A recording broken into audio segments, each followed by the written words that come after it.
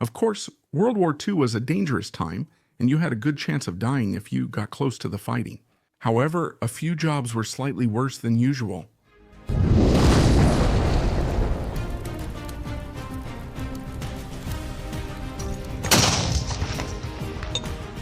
Stay with me until the end. But if you're just arriving now, go ahead and click this button here and subscribe to the War Room. Also, give us a thumbs up and share this video with all your friends so everyone can be happy. Flamethrowers.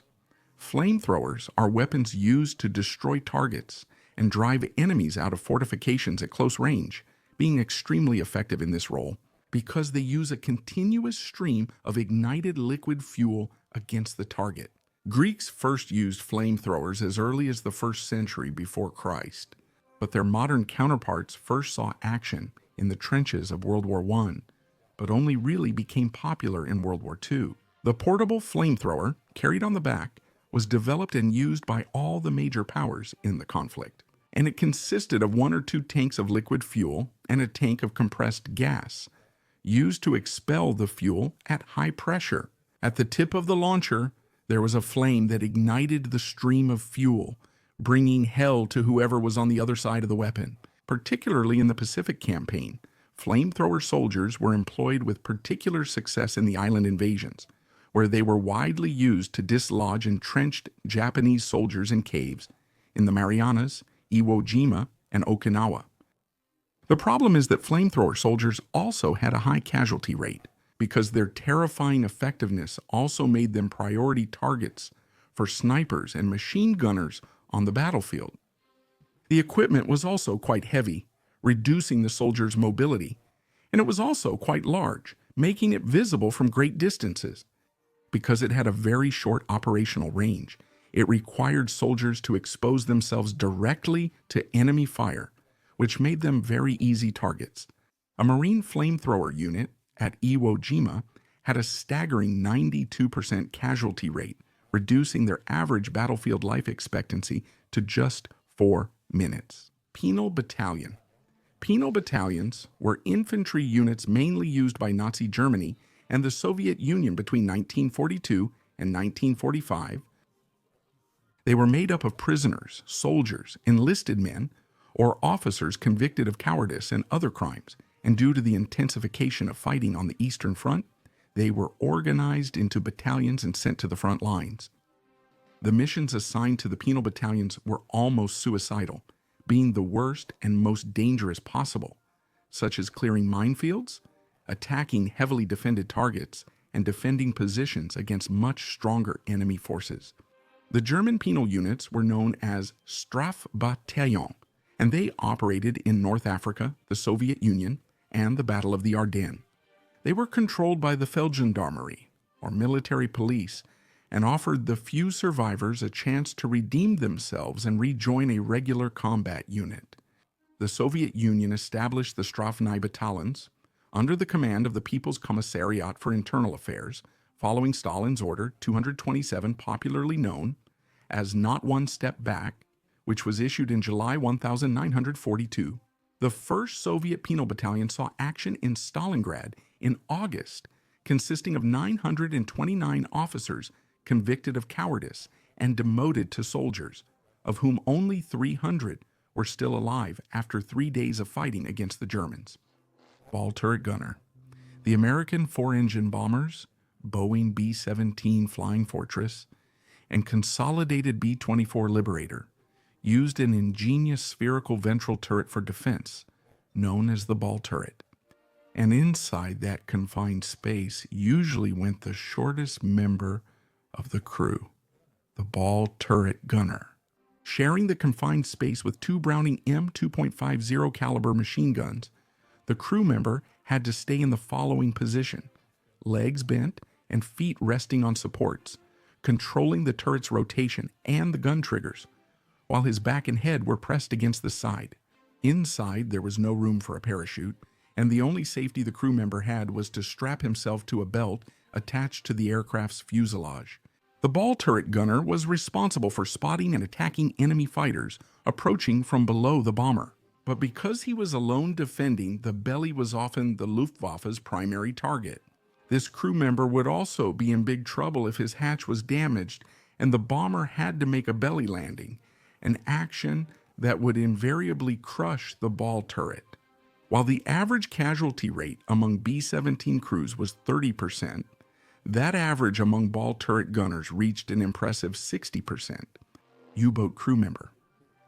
The Grey Wolves of the Kriegsmarine were the terror of the Atlantic during World War II, sinking an impressive total of 3,600 Allied ships, even achieving naval superiority at certain points during the war. The Unterseeboot or U-boat were crewed by experienced battle-hardened sailors, and their Wolfpack attack system reached high levels of efficiency against Allied convoys. Life on these submarines, however, was no walk in the park. On months-long patrols, dozens of men endured a dark, noisy, damp space, sleeping in tiny beds and sharing one bathroom. The tension of submarine warfare was terrible, since you couldn't see the enemy and it was imperative to remain completely silent to avoid being detected by enemy sonar. Sometimes, surrounded for hours on end, the crew went through extreme tension, knowing that at any moment their submarine could be blown up by depth charges dropped into the water.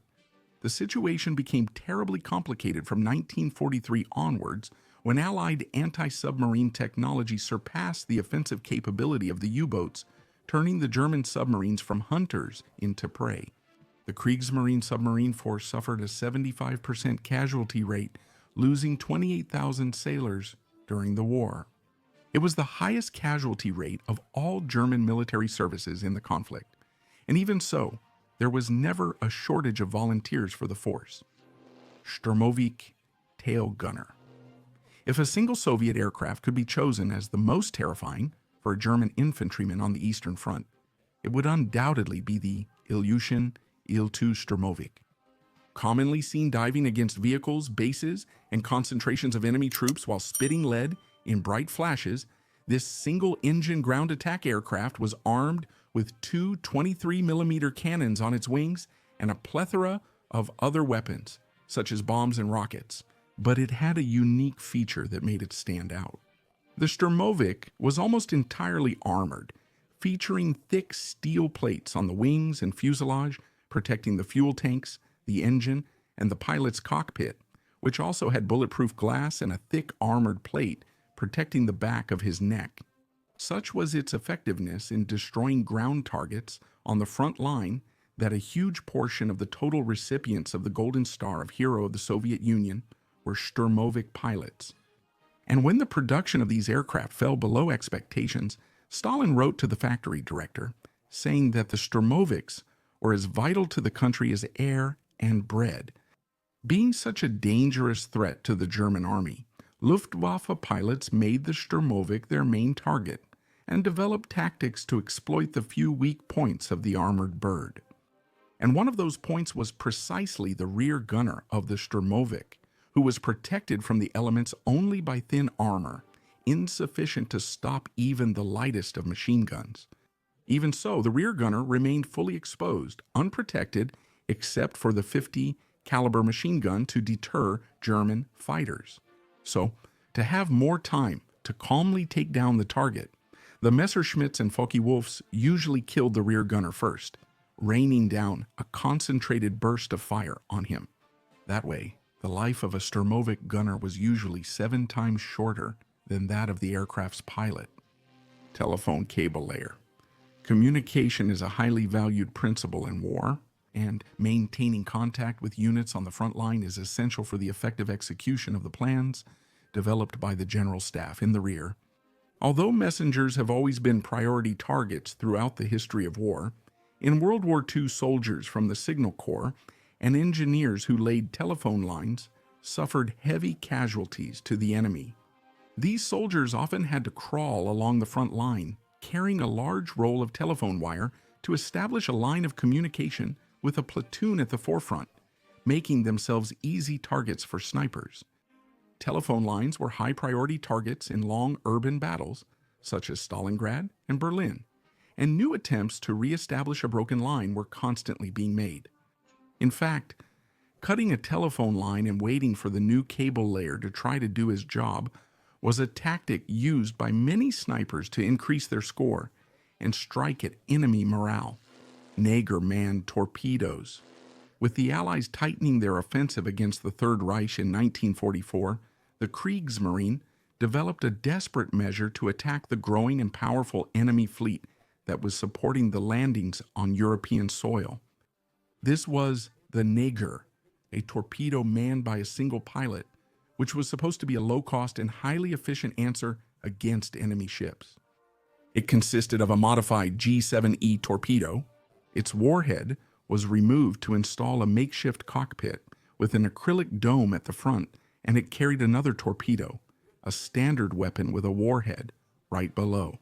The whole assembly floated just below the surface, leaving only the dome exposed, and it was supposed to silently sneak up to its targets, firing the torpedo below with a simple lever in the cockpit.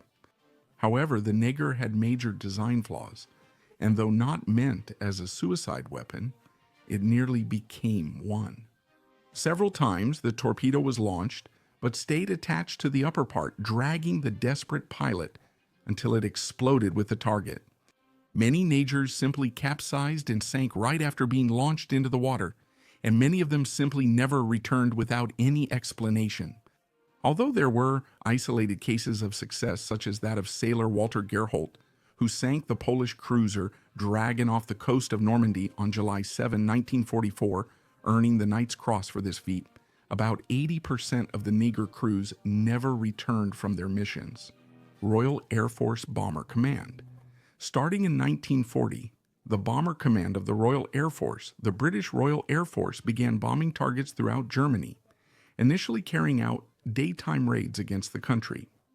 However, the defensive armament on the aircraft was considered insufficient to effectively fight off German fighters, and the losses piled up. Compared to American bombers, the British aircraft carried lighter defensive armament, optimizing the aircraft to carry more bombs on each mission. That's how, in 1941, the 4-engine short Stirling and Handley Page Halifax entered service, and in 1942, these models were joined by the famous Avro Lancaster. The Royal Air Force began flying exclusively at night, which was considered safer for daily bombing missions over German cities. However, the British gamble overlooked the rapid and ongoing improvements in anti-aircraft defenses and the Luftwaffe's night fighters, the Nachtjagd. As soon as they were picked up by the German radar network on the European coast, the British bombers flew through corridors packed with thousands of anti-aircraft guns, which were guided by numerous searchlights on the ground. This continued until the bombers entered the operational area of a Nachtjagdgeschwader, or night fighter wings.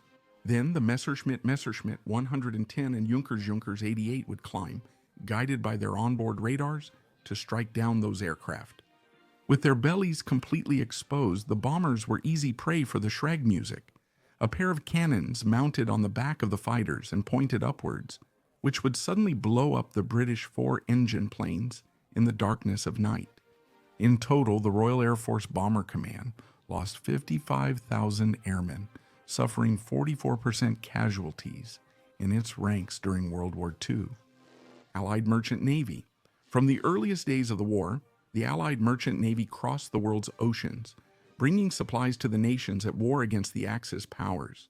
From the first to the last day of the war, they were victims of enemy naval forces. Among these enemy forces, the fearsome German, Italian, and Japanese submarines stood out, silently operating to sink cargo ships.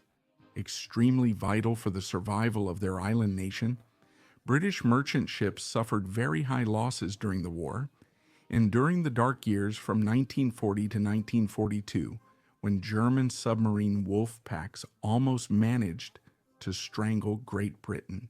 The torpedo attacks, which usually happened at dawn, left the crew members vulnerable in the icy waters of the Atlantic, often with no hope of rescue. 1 out of every 26 American merchant sailors was killed during the war, the highest death rate among all the country's services. But that number doesn't even come close to the losses suffered by the British Merchant Navy, which recorded 47,176 casualties, or 27% of the total force. Kamikaze. All right, you're probably thinking it's a suicide weapon, so everyone would die anyway. So why is it on this list? Something is odd about that calculation. Kamikaze units were created as a desperate response to the United States Navy's advance across the Pacific toward Japan, and they consisted of aircraft loaded with explosives that were supposed to crash into enemy ships and sink them, causing enormous losses at a relatively low cost. And, for sure, the first kamikaze attacks, carried out on October 25, 1944, caused a terrifying surprise to the Americans, who lost the aircraft carrier United States ship St. Louis in the action. However, the United States Navy began to organize itself to face the waves of Japanese suicide pilots, and by the time of the invasions of Iwo Jima and Okinawa, an entire air and anti-aircraft defense structure had already been set up by the fleet. With the enemy waves being detected by radio, fighter squadrons of Hellcats and Corsairs intercepted the fragile Japanese aircraft hundreds of kilometers from the target, greatly reducing the number that actually reached the fleet. It was at this moment that the American fighters pulled away, and the kamikazes were met by a true wall of anti-aircraft fire, which ended up destroying the vast majority of the planes before the attack. Although some successes were achieved, the effectiveness of the kamikaze force fell far short of what had been planned, and few pilots were able to satisfactorily fulfill their suicidal duty to their homeland. So, did you like this video? Subscribe to the channel and ring the bell so you don't miss notifications when I post more videos. I'll stop here. Thank you again for watching, and a big hug to you. From the War Room.